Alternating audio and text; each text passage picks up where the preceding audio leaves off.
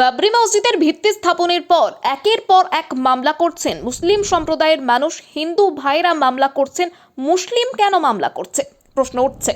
আইনজীবীরা বলছেন হুমায়ুন কবির নিজের টাকা এবং জনগণের টাকা দিয়ে মসজিদ বানাচ্ছে, কিছু মুসলিমের জ্বালা ধরছে।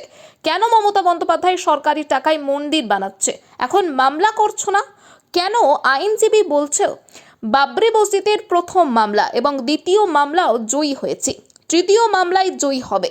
কি বলছেন কলকাতা হাইকোর্টের আইনজীবীরা, বিস্তারিত খবর দেখুন। হুমায়ুন সেখানে বেলডাঙ্গাতে মসজিদ করবে, সেই মসজিদ সে হুমায়ুন তার বাপের নামে করছে না, হুমায়ুন তার খালুর নামে করছে না, হুমায়ুন তার চাচার নামে করছে না, হুমায়ুন তার নানির নামে করছে না, হুমায়ুন করছে আল্লাহর উপাসনা ঘর মসজিদ।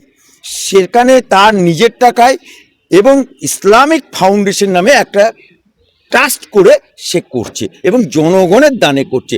সেইখানে প্রথমে মামলা করলো, প্রথমে মমতা ব্যানার্জি 4 তারিখে ওকে মসজিদ করার দায়ে আজাদ করে দিল। 5 তারিখে আমি মামলা লড়লাম, মামলায় আমরা জিতলাম।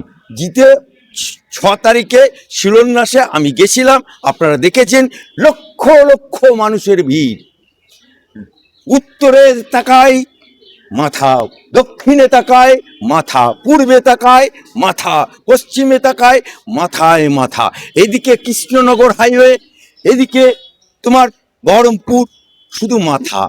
সেই 6 তারিখে মমতা ব্যানার্জি, মমতা খালা এখানে 6 তারিখে সভা করলো কলকাতায়। তোমার দেখা নাই রে, তোমার দেখা নাই, লোকের দেখা নেই। কারণ বাংলার বুকে সেদিনকে সমস্ত মানুষ হুমায়ুনের ডাকে সেই মসজিদ উদ্ঘাটনে। কারণ আজকে মমতা বাবু নট করে মমতা ব্যানার্জি যদি এক বাপের পয়দা হবে, তাহলে অ্যাডভোকেট আলী আফজল চাঁদের কথার জবাব দেবে।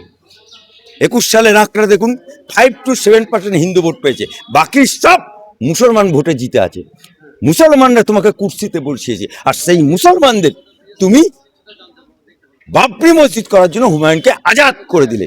তাহলে তোমাকে কেন আজাদ করা হবে না? তুমি তো সরকারি টাকাই করছো, হুমায়ুন তো তার বাপের টাকাই করছে, তুমি 4 টাকাই করছো।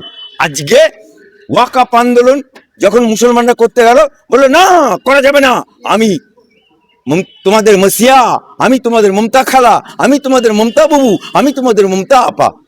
করতে দিল না।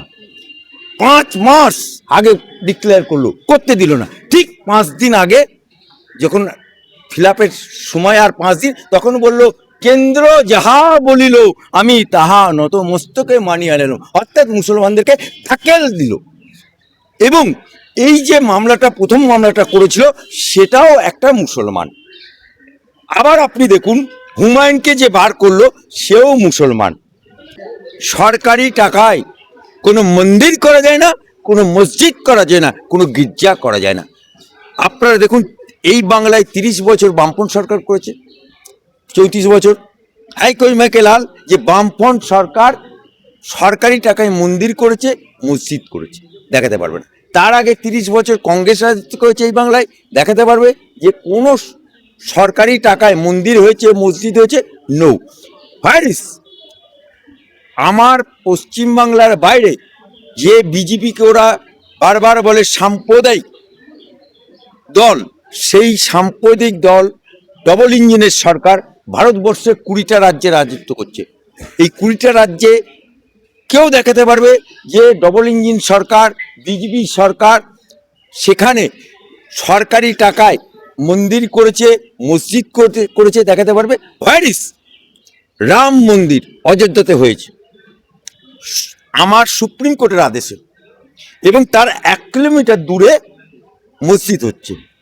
সেই রাম মন্দির যে তৈরি হচ্ছে, সেখানে রাম মন্দির ট্রাস্ট করে হচ্ছে। যদি সরকার মনে করত, কেন্দ্রের সরকার এবং যোগী সরকার, দুটো সরকার মিলে ওই রাম মন্দিরটা সোনার করে দিতে পারত, কিন্তু করেনি। সেখানে ট্রাস্টের মাধ্যমে জনগণের টাকা নিয়ে সেখানে রাম মন্দির হচ্ছে। আজকে হুমায়ুন কবির যে কিনা নিজের বাপের টাকায়, জনগণের টাকায় সে বেলডাঙ্গাতে একটা মসজিদ করছে, তাহলে মমতা ব্যানার্জি সরকারি টাকায়, যে সরকারি টাকায় উনি মন্দির বানালেন, সে সরকারি টাকা মমতা ব্যানার্জির বাপের, মমতা ব্যানার্জির খালুয়াপ্পার, নাকি মমতা ব্যানার্জির বাপ জমি গেছিল? এ টাকা বাংলার মুসলমানের টাকা, টাকা বাংলার হিন্দুদের টাকা, এ টাকা বাংলার অধিবাসী টাকা। সেই সরকারি টাকায় তুমি মন্দির বানিয়ে দিলে।